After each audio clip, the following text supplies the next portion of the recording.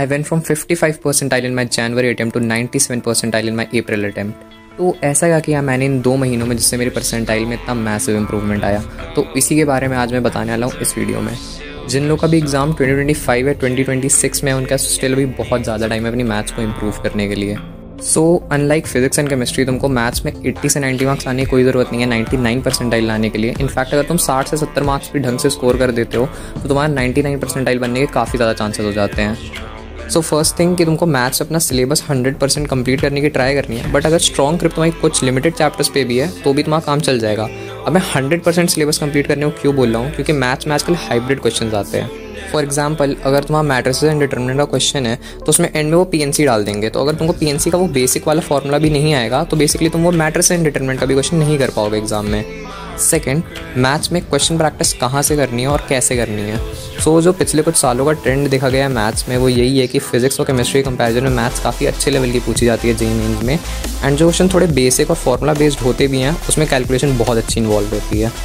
So basically अब तुम्हें क्या करना है, तुम्हें यूट्यूब से जाके मैथ्स के हाई वेटेड चैप्टर्स की लिस्ट बनानी है, उसमें से भी वो चैप्टर्स ढूंढ के निकालने हैं जिनके क्वेश्चंस तुमको अच्छे लगते हैं, फिर जिनके क्वेश्चन तुम ईजिली कर पाते हो। सो अब जो चैप्टर्स तुमने इसमें से सेलेक्ट आउट किया उन्हीं चैप्टर्स को तुमको बहुत अच्छे से प्रैक्टिस करनी है, क्योंकि मेन से क्वेश्चन बेसिक लेवल के नहीं होते हैं मैथ्स के। उसके लिए तुमको काफ़ी अच्छी प्रॉब्लम सॉल्विंग चाहिए होती है, काफ़ी अच्छे अमाउंट ऑफ क्वेश्चन तुमने लगाए होने चाहिए वो क्वेश्चन क्रैक करने के लिए। एंड हर वीडियो में ये बोलता हूँ क्वेश्चन सॉल्विंग के लिए there is nothing more relevant than your PYQs। 2024, 2023, 2022 और ऐसे करते करते पीछे पीछे PYQs लगाते जाओ जितने लगा सको। एंड ऐसा नहीं करना है कि तुमने बस एक बार 24 के PYQs लगा लिए उसके बाद छोड़ दिया फिर 23 के लगाने लगे, ऐसा नहीं करना है। तुमने 24 के किए उसके बाद तुमको उसको एक टाइम के बाद वापस से रिवाइज़ भी करना है, वरना तुम लगाते जाओगे और भूलते जाओगे। सो मेरी तरह ही काफ़ी लोग को ये वाली दिक्कत होती है कि मैथ्स के क्वेश्चन उनको इतने टफ लगते हैं उनको देख के समझ ही नहीं आता पूछा क्या है, बताना क्या है और क्वेश्चन स्टार्ट कैसे करना है बेसिकली। सो अगर तुम्हारे भी यही दिक्कत है तुम नेहा अग्रवाल मैम का चैनल चेकआउट कर सकते हो। इसमें मैम ने प्रीवियस ईयर्स के मैथ्स के क्वेश्चंस करवा रखे हैं, तो वहाँ से तुम जाके समझ सकते हो कि कैसे क्वेश्चन को अप्रोच करना है। मैंने भी ये किया था, तो धीरे धीरे प्रैक्टिस करोगे तुम्हारे को भी समझ आने लगेगा क्वेश्चन में करना क्या होता है। सो अब बात करते हैं कि मैंने सबसे बड़ी गलती क्या की थी जनवरी अटेम्प्ट में जिसकी वजह से मेरी इतनी गंदी परसेंटाइल आई थी मैथ्स में। तो मैं काम भर के PYQs तो जनवरी अटेम्प्ट में भी लगा के ही गया था, बट द थिंग इज़ कि मैं उसमें सिर्फ कंसेप्ट पकड़ के फाइनल कैलकुलेशन छोड़ देता था।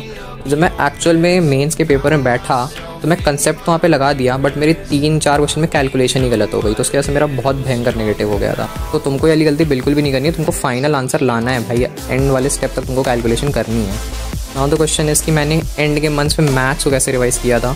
मैथ्स में भी अगर तुमको फार्मूला रिवाइज़ करना है उसके लिए तुम अपनी एक फार्मूला शीट या शॉर्ट नोट जिसमें तुम अपने छोटे मोटे कंसेप्ट्स और फार्मूलाज लिख लो और उसको ही बार बार रिवाइज़ करते रहो ताकि तुमको फार्मूले ना भूले, क्योंकि फार्मूला ही भूल गए तो क्वेश्चन तो गया आगे का तुम्हारा। बट जैसे एग्जाम में तुम्हारा सिर्फ एक हफ्ता बचा है तो तुमको मैथ्स के मैं कहूँगा ज़्यादा क्वेश्चन लगाने की ज़रूरत नहीं है। इंस्टेड जो क्वेश्चन तुमने लगा रखे हैं उनके सिर्फ सोल्यूशन को एक बार ऊपर से गो थ्रू कर लो, अपने माइंड में एक मैप बनाओ कि अच्छा ये क्वेश्चन में ये पूछा था तो ऐसे सॉल्व किया था। So the final conclusion for maths is कि तुम जितनी ज़्यादा क्वेश्चन प्रैक्टिस कर सकते हो, जितने ज़्यादा क्वेश्चंस लगा सकते हो वो लगाओ, क्योंकि मैथ्स बहुत ही अच्छे लेवल की आती है जेईई मेंस में भी, तो वो इतनी ईजिली क्रैक नहीं होगी कि तुम सिर्फ फार्मूला पढ़ के चले जाओ कर लोगे क्रैक। ज़्यादा से ज़्यादा 1-2 क्वेश्चन कर पाओगे, उससे ज़्यादा नहीं हो पाएगा, ठीक है। और मैथ्स तुम्हारा at the end deciding subject बन जाता है कि तुम्हें कितनी रैंक आएगी, क्योंकि फिजिक्स केमिस्ट्री में तो हर कोई स्कोर कर लेता है। बात आती है मैथ्स की, मैथ्स में मेजॉरिटी क्राउड 3-4 क्वेश्चन से ज़्यादा नहीं बना पाती है जेईई मेंस में, तो अगर तुमको उनसे ज़्यादा बनाना है तो तुमको प्रैक्टिस अच्छी खासी करनी पड़ेगी।